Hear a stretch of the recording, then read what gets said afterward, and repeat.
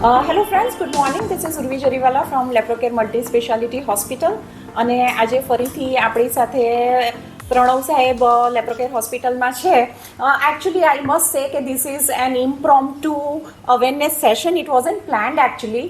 અને then I happen to meet him and we started talking about sleep disorder, એટલે જેને આપણે ગુજરાતીમાં અનિંદ્રા કહીએ. અને દેન વી ડિસાઇડેડ કે let us do the video recording, અને આપણા જે વ્યુઅર્સ છે એ લોકોને પણ થોડી ઇન્ફોર્મેશન મળે. તો સર, અત્યારે આપણે જોઈએ છીએ કે અનિંદ્રા એટલે અનિંદ્રામાં પણ ઘણું બધું, કે અમુક લોકોને રાત્રે સમયસર ઊંઘ નહીં આવે, ઘણા લોકોને ઊંઘ આવી જાય તો અડધી રાત્રે આંખ ખુલી જાય પછી ઊંઘ નહીં આવે, ઘણા લોકોને વહેલી સવારમાં ઊંઘ ઉડી જાય અને પછી દિવસના ઝોકા આવે. તો આવા પ્રોબ્લેમ્સ, એટલે આપણે ભલે એને લાઇટલી લેતા હોઈએ, પણ આવા પ્રોબ્લેમ્સ અત્યારે એવું છે કે ઘણા બધા લોકોને છે. તો સર, આવું થવાનું શું કારણ હોઈ શકે? Sir, even basically sleep disorder એ બહુ જાણીતો ડિસઓર્ડર છે. ઘણી બધી વખત લોકો ઊંઘને માટે ટળવળતા હોય છે. Yes definitely. એટલે કે મને ઊંઘ આવતી જ નથી.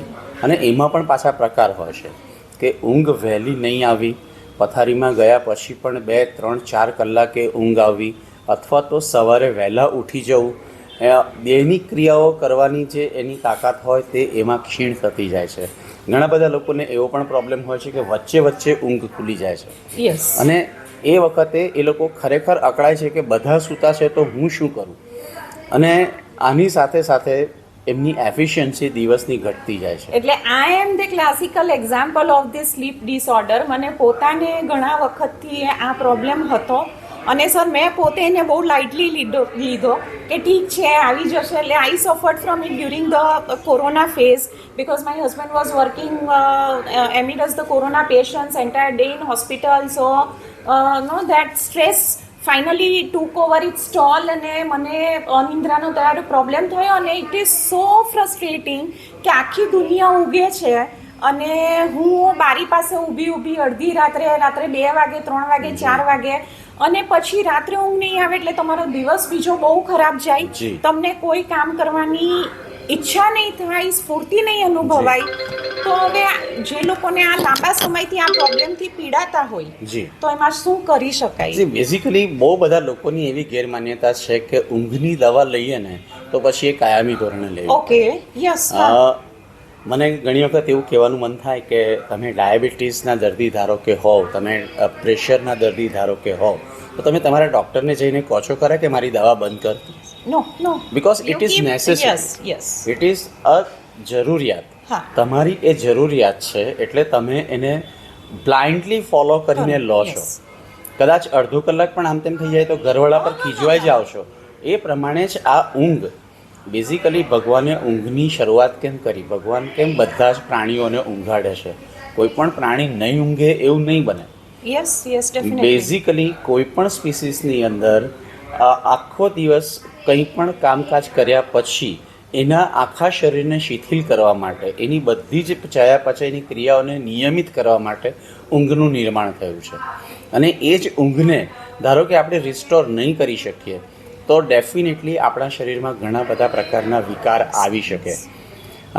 તમને કહું તો બીજી બધી સ્પીસીસમાં, મનુષ્ય કરતાં બીજી બધી સ્પીસીસમાં એ લોકોને માટે એક જ કામ હોય છે કે સવારે ઉઠવું, ખાવા પીવાનું શોધવું, અને જ્યારે સિઝન હોય ત્યારે પ્રજોત્પત્તિ કરવી. આ એ લોકોની જિંદગી છે. જ્યારે મનુષ્યની અંદર સવારે ઉઠવું, એની કરતાં એને આગળના દિવસેથી એ નક્કી કરી નાખે છે કે કાલે સવારે મારે શું કરવાનું છે, ક્યાં જવાનું છે, કોને ફોન કરવાના છે, જોબનું ટેન્શન છે, છોકરાને સ્કૂલે મૂકવા જવાનું છે. આવા તો અગણિત ટેન્શનો હોય છે. ઘણા લોકો બહુ સારી રીતે આ ટેન્શનને જીરવી જાય છે અને ઊંઘી પણ જાય છે. પણ ઘણા બધા લોકોમાં આ તકલીફ જોવા મળે છે. હવે એવી પણ દવાઓ છે જે તમે થોડાક વખત લઈને તમારી સ્લીપ સાયકલને રિસ્ટોર કરી શકો. અને એ દવા છોડ્યા પછી પણ તમે અમુક ચોક્કસ સ્લીપ હાઇજીનને ફોલો કરો તો દવા વગર પણ ઊંઘ આવી શકે. એટલે આ માન્યતા માટે મારે ખાસ કહેવાનું હતું કે ઊંઘની દવા છે, ઊંઘની દવા કાયમી ધોરણે લેવાની જરૂર ન પડે તેવા ડૉક્ટરને ધારો કે તમે મળશો તો ડેફિનેટલી ફાયદો થશે અને તમારી એફિશિયન્સીમાં વધારો થશે. એટલે જો તમને અનિદ્રાનો પ્રોબ્લેમ હોય તો એને નેગ્લેક્ટ કરવાની કે એવોઇડ કરવાની કે પછી તો ઠીક છે ચાલશે એ રીતે એને લેવાની જરૂર નથી. લાંબા સમયથી જો તમે આ પ્રોબ્લેમથી પીડાતા હો તો લેપ્રોકેર હોસ્પિટલ આવો. લેપ્રોકેર હોસ્પિટલ પર સાયકાઇટ્રિસ્ટ ડૉક્ટર પ્રણવ સાહેબ પચ્ચીગર મંગળથી ગુરુ ઓપીડીમાં સવારે અવેલેબલ હોય છે. તમે આ જે નંબર છે એની ઉપર ફોન કરી શકો છો અને have a good night sleep. Thank you so much. Thank you.